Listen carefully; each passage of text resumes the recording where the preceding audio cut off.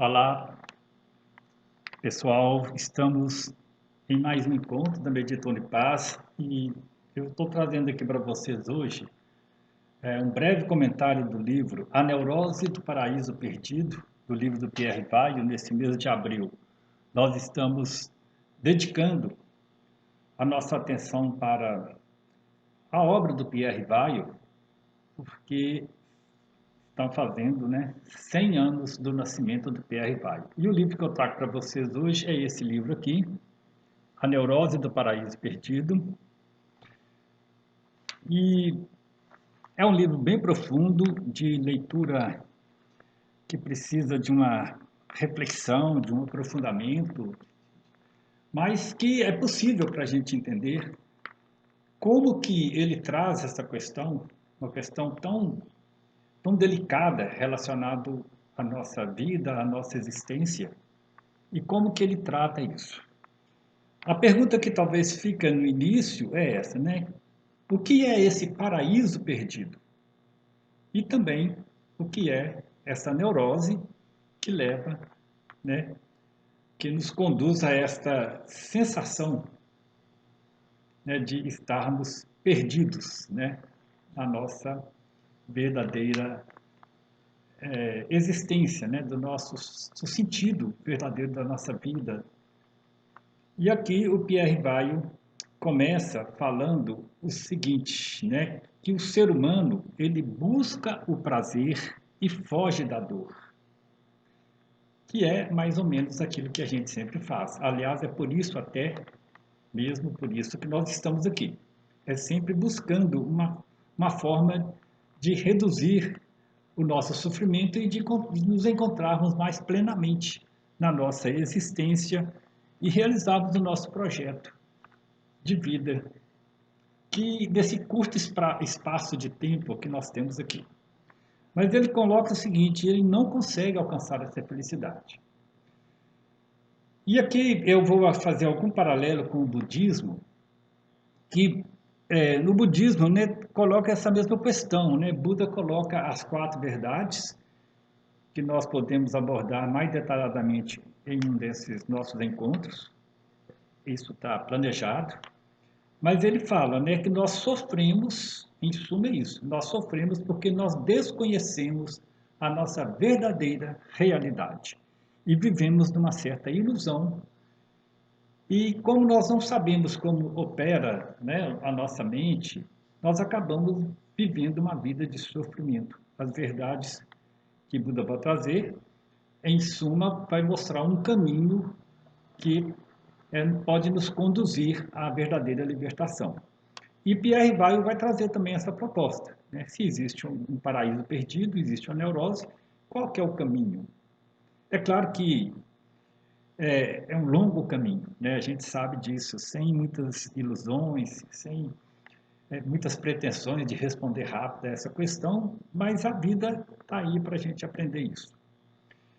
E ainda destaca o Pierre a seguinte situação, né? Que apesar, né, de nós obtermos muitas vezes, né, condições econômicas adequadas, né, da pessoa obter sucesso na vida, sucesso profissional, sucesso financeiro, social, né, existe no fundo uma insatisfação, né, existe uma situação de incompletude. E essa questão é muito delicada para a gente tratar aqui, num breve vídeo, mas é uma questão que passa inconscientemente, muitas vezes, na forma como nós lidamos com as coisas da vida. Então, nós sentimos que tem um monte, assim, uma série de coisas, mas ali está faltando, alguma coisa está faltando, né? Aí Pierre destaca ainda uma questão essencial na nossa sociedade, né, que nós buscamos mais e mais poder, né? As pessoas buscam mais e mais poder, e isso produz desigualdades e injustiças sociais, resultando ainda mais em sofrimento, principalmente em sofrimento coletivo, né? É a questão do egoísmo, né? As pessoas, nessa tentativa de encontrar, de resolver essa neurose, muitas vezes inconsciente, vai buscando questões associadas à vida material, à vida social, profissional, mas percebe que isso ainda não resolve a verdadeira questão da sua angústia, né? A angústia que está lá no fundo de cada um de nós. Então, o mundo oferece muitas oportunidades no mundo de hoje, a gente sabe disso, né? Mas essas oportunidades é para um grupo, às vezes, reduzido de pessoas. E são oportunidades, muitas vezes, material, apenas. Então, paradoxalmente, quase todos, sejam ricos ou pobres, continuam mergulhados numa espécie de miséria humana, em termos psíquicos. Esta é a verdadeira questão. É claro que muitos passam por cima disso, vão levando a vida e vão fazendo qualquer coisa da vida, mas não quer dizer que eles estão realizados plenamente como ser humano. O que acontece? Nós herdamos historicamente, e aqui já iniciam uma resposta para essa questão, nós herdamos uma visão de mundo que Pierre vai chamar de fantasia da separatividade. Então, mais uma vez, ele vai beber nas fontes do Oriente, né? Do budismo, do taoísmo, do hinduísmo. E, claro, também aqui na filosofia ocidental, essa questão acaba aparecendo, de alguma maneira, principalmente entre os místicos de todos os tempos, e na filosofia perene, que também é um tema que eu pretendo trazer aqui para esse nosso encontro num determinado momento. Mas observa que nós herdamos essa fantasia, nós vivemos, temos a sensação de que nós estamos separados do todo, separados de uma totalidade. Então, o ser separado, isolado, essa solidão existencial, vai nos levando a buscar caminhos de soluções que, se não for devidamente aprofundado, vai nos colocando cada vez mais no fundo de um poço sem saída, conforme a gente já estava colocando aqui, né, que é a busca por soluções materiais, sociais, mas não uma busca profunda que nos leva ao encontro daquilo que verdadeiramente somos. O que acontece da separatividade é que nós criamos um eu separado. E eu já vou deixar aqui para vocês uma questão para reflexão durante essa semana. O que é o eu? Né? O que sou eu? Faça essa pergunta algumas vezes. Diante das diversas situações, quando você estiver quieto na sua casa, quando você estiver trabalhando, quando estiver fazendo uma caminhada, quando estiver se divertindo, de vez em quando faça a questão, o que sou eu?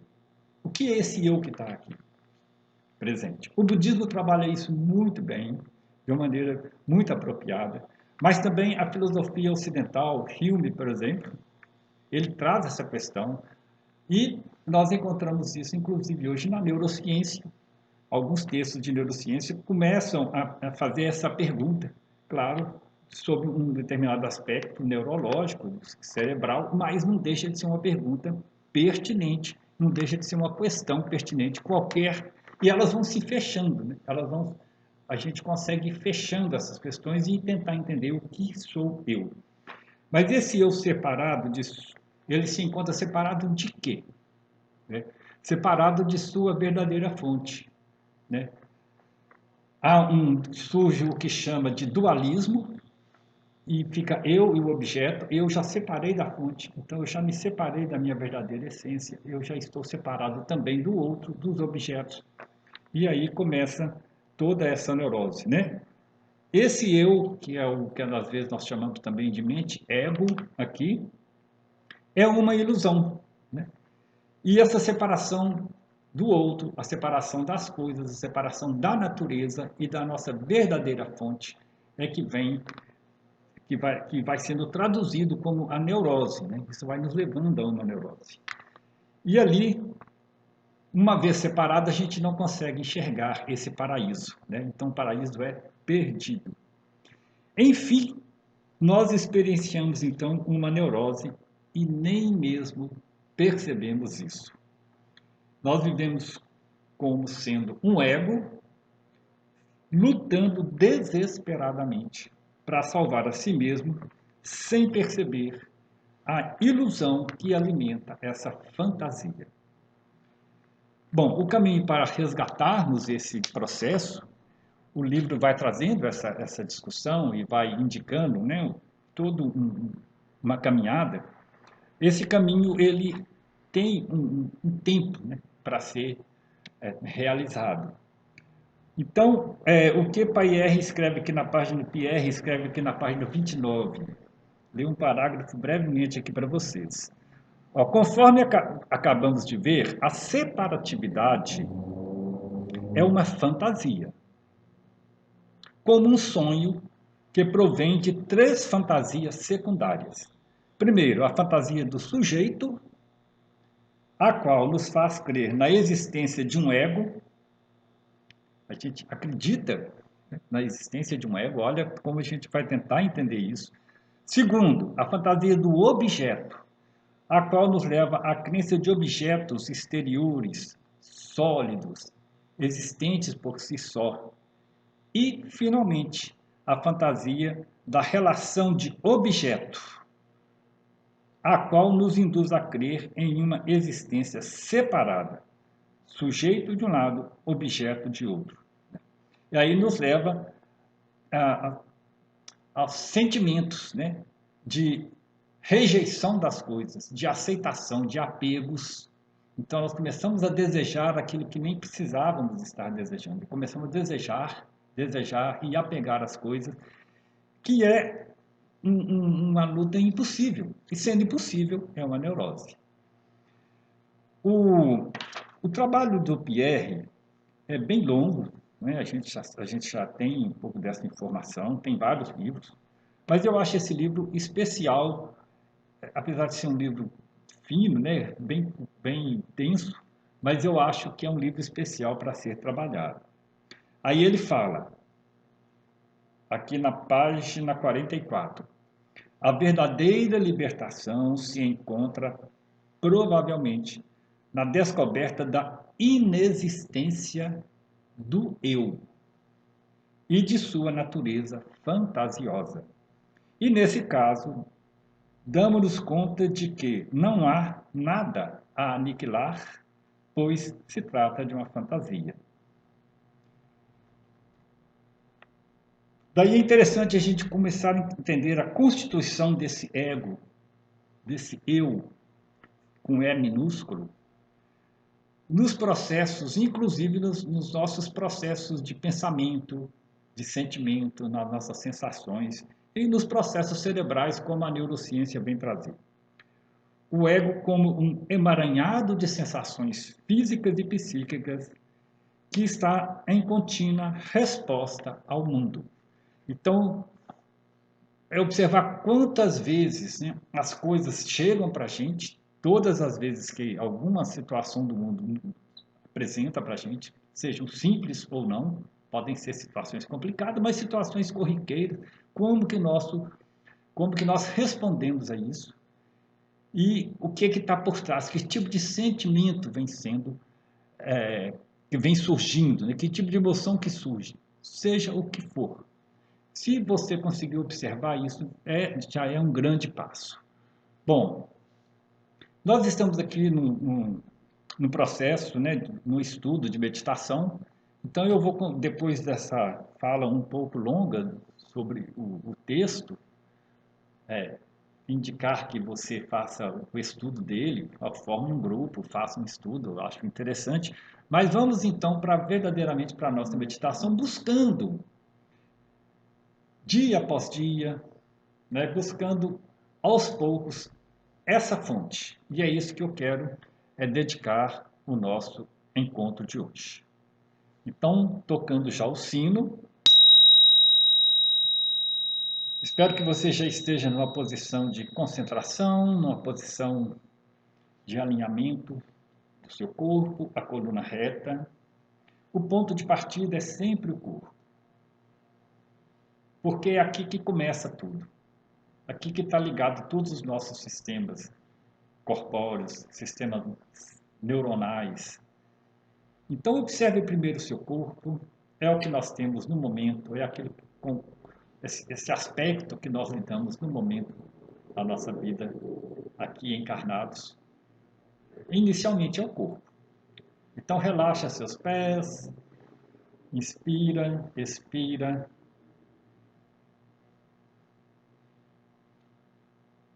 Vai acalmando a sua mente e percebendo as sensações que surgem no seu corpo, percebendo o momento presente, aqui e agora.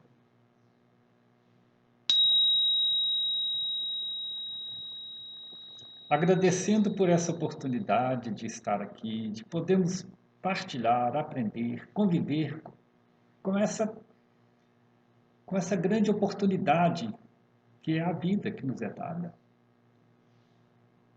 Seja como for, nós estamos aqui. Então, nós temos a oportunidade de estar aqui ampliando o nosso entendimento, o nosso conhecimento sobre a nossa existência aqui e agora.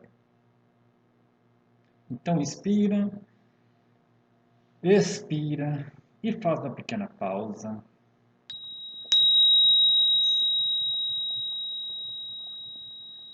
Inspira, mais uma vez, acalmando a sua respiração, deixando a respiração mais lenta, mais leve.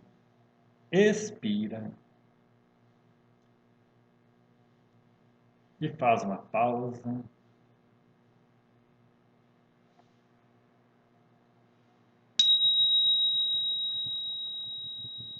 O toque do sino eu uso como uma estratégia para trazer você para o momento presente, para o aqui e agora.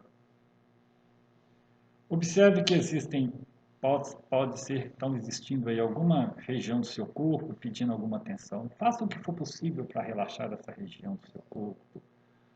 Algum incômodo, alguma pequena dor. Sempre tomando consciência da inspiração e da expiração.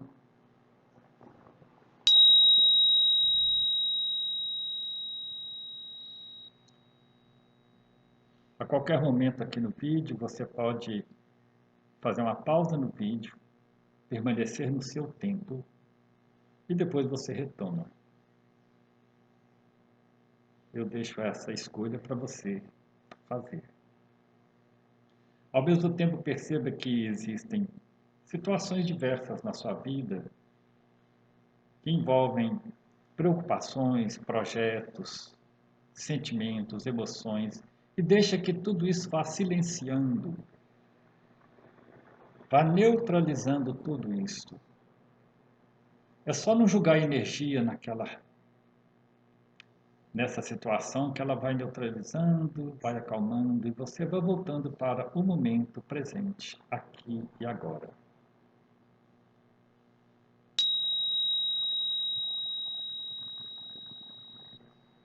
E vá buscando mais profundamente o seu silêncio. E no fundo desse silêncio, lá no fundo mais profundo desse silêncio, você vai encontrando a fonte que alimenta seu ser, que sempre alimenta a sua existência para além do espaço, para além do tempo. Vai buscando essa fonte, agradecendo. Eu vou tocando o sino até encerrar o nosso encontro de hoje. Concentre hoje mais nesse aspecto. É no fundo do seu silêncio, que é um potencial que existe em você, que você encontra a sua verdadeira fonte, a verdadeira fonte da sua existência, do seu ser.